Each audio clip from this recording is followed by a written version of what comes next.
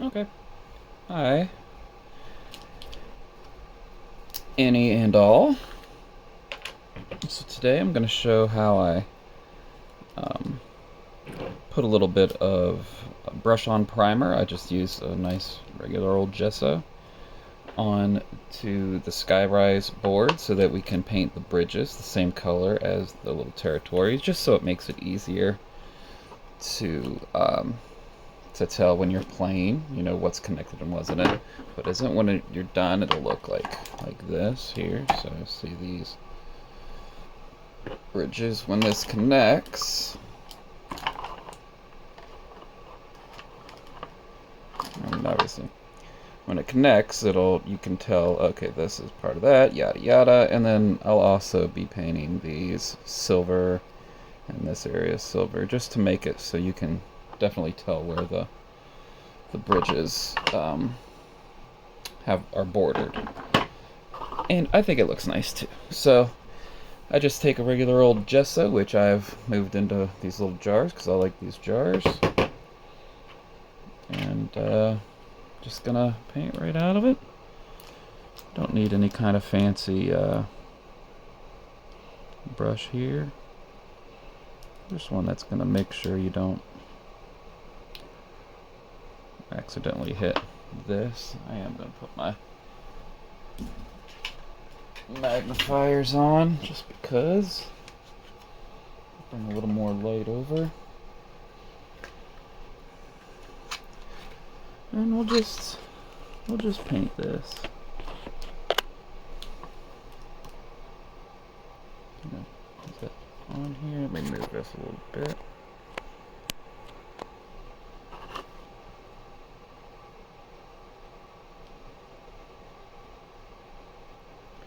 And what I like and with this is it just gives it a nice,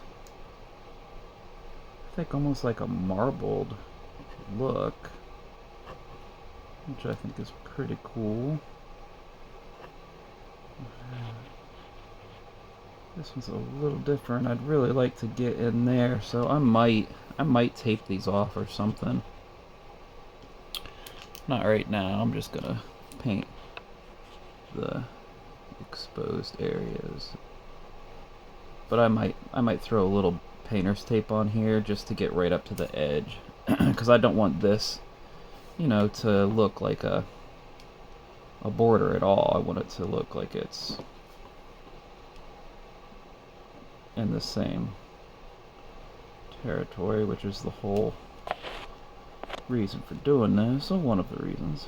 The other one's because I'm addicted to deluxifying my games and making them unique and interesting. One of a kind. One of a kind.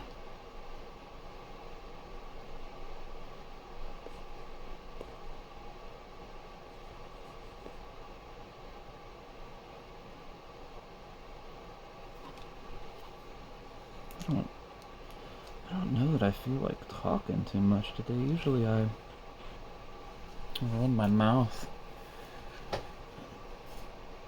talking about this, that, the other, the fourth, and the fifth, but I don't know that I'm in the mood today. I'm just kind of painting to enjoy myself, which, I mean, if you don't enjoy this, then why are you doing it? I said, like most things that I do with the deluxification process, it takes little to zero skill. You can tell this isn't exactly an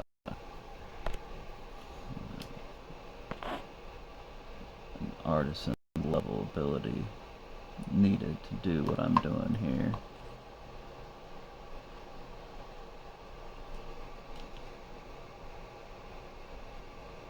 Nice, and then after this dries, I'm only going to do the one coat and not, because if it ends up not being like perfectly covered, it's still kind of, like I said, it almost creates like a nice little marbled look for the bridge, and I think it's kind of aesthetically pleasing. So I don't mind it. I don't mind it not being perfect. I don't care about little mistakes. It's like in Goodwill Hunting, you know. It's the imperfections. Sorry, that are the most beautiful, right? If everybody was perfect, then whew, how boring. If everything was perfect, how boring. For me, it's the little imperfections that make things unique and truly beautiful. Alright, I would say that's fine on that one. And I can move over here and do this one. And that's how you do it. You would just do all four.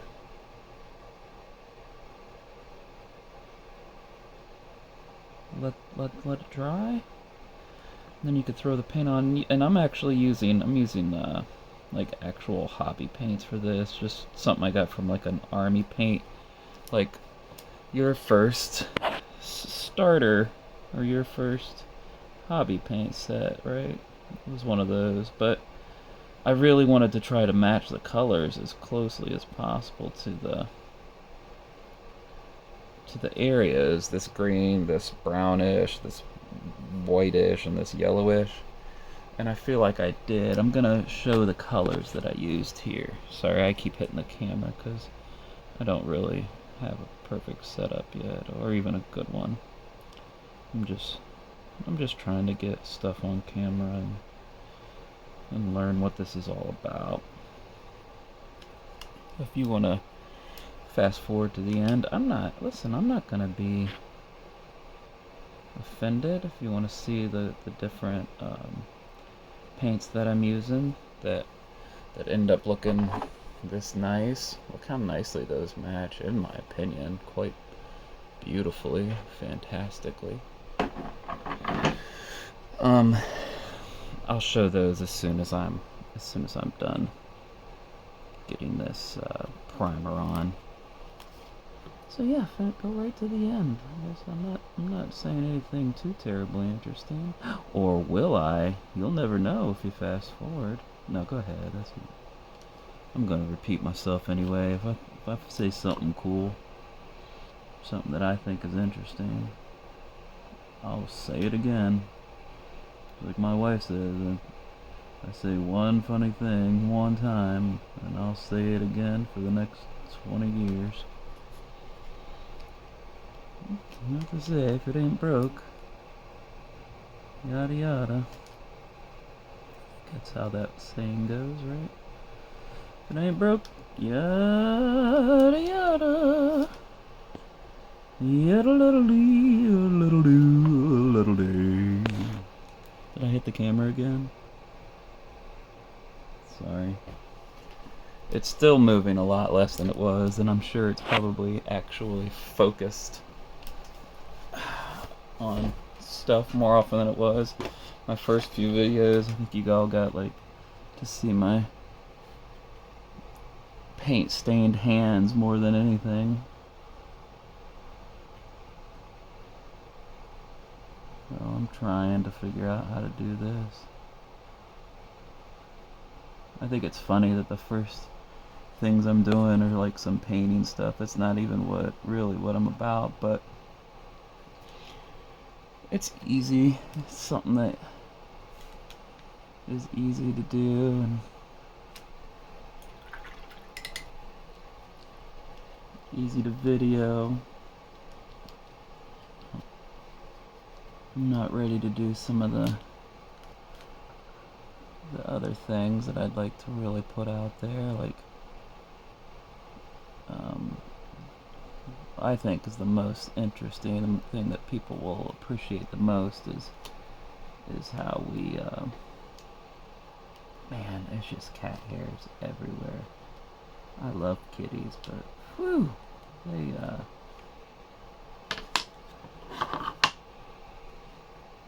get stuff. They get their hair just everywhere.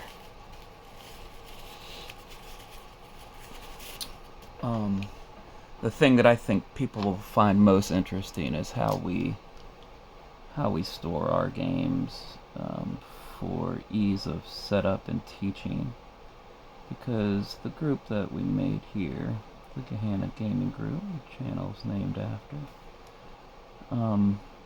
we focus on teaching and learning. We try to teach multiple games every single week. Just get people to learn new games. Get people comfortable with the hobby and see what all is out there, because there's just so much, right? There's so much, and it's so hard to learn them all. But you know, if everybody helps out and teaches and learns to teach, because it's hard. Teaching games is hard, I think.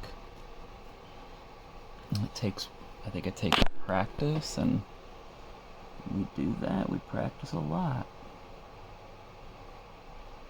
So we're in Gehenna. We're right outside of Columbus, and I wanted to try. The group's been together not quite a year yet, and I really wanted to try to get something together and do some events, some teaches at Origins this year. But I don't think I'm gonna have the time to put it together. So next year, look for us next year at Origins. We'll hopefully have some cool things going on, doing some cool teaches and some interesting and unique events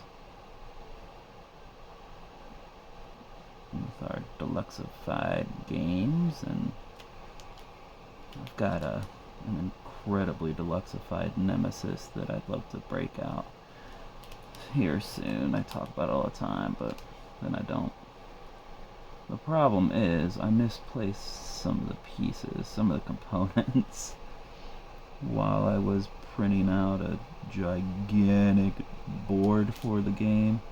It's one of the things I hated about that game is that the board just felt too small for those beautiful, huge miniatures. So I went ahead and printed out a gigantic board that is more proportional to the size of the minis that are in the game. But then I was getting ready to get it all together to teach, and oh man, I'm missing like 4 or 5 components that are important, like the engine components, like those tokens. I'm like, oh man. So I've been trying to find them, and if I can't find them, I'm just gonna have to make some of my own or something, which I desperately don't want to do. Hopefully I'll have those together, and then next year do that, the oversized Nemesis event through the Gehenna Gaming Group at Origins. I think would look really cool, and people would enjoy that. But yeah, we do all kinds of stuff. We got lots of people have, hard to get games and Kickstarter games, stuff like that. We learn. It's basically like a convention every Friday here in Central Ohio. We're only going to get bigger and better as time goes on, and that's part of what I want this channel to be. It's just a way for us to all show each other our little tips and tricks, and we might do some teaches on it here, just for people who maybe can't get out on Fridays, who still would like to learn how to play the games. Because there are some great channels out there, but not every game has a really good how-to video, right? Not everybody can afford to get those. Sometimes the smaller games, the newer games, or older games even, really aren't great videos. So I'd like to be able to have those on here too, and then just discussions about, you know, how to pick out games, how to figure out like what your gaming style is and your taste, and just give people like the vocabulary to be able to describe the kind of games that they like, and the knowledge to what to look for when you're playing a game, so that you can tell yourself, oh well, this is this kind of game, I like this kind of game. And we don't just, what makes us a little different is we just don't focus on mechanisms and mechanics, and we don't use the term weight very often. I try to split that. I think weight is a terrible way to describe a game, because it's really talking about multiple things. They just kind of throw weight all together, and I think there's the best way to split it up. At this point, I have it into 3 categories, and that is rule set complicatedness, mechanistic complexity, and difficulty of mastery. And those are the 3 ways that I try to talk about games as much as possible. And we're still learning how to do that, and how to break games down that way, but I have found that it is a much truer a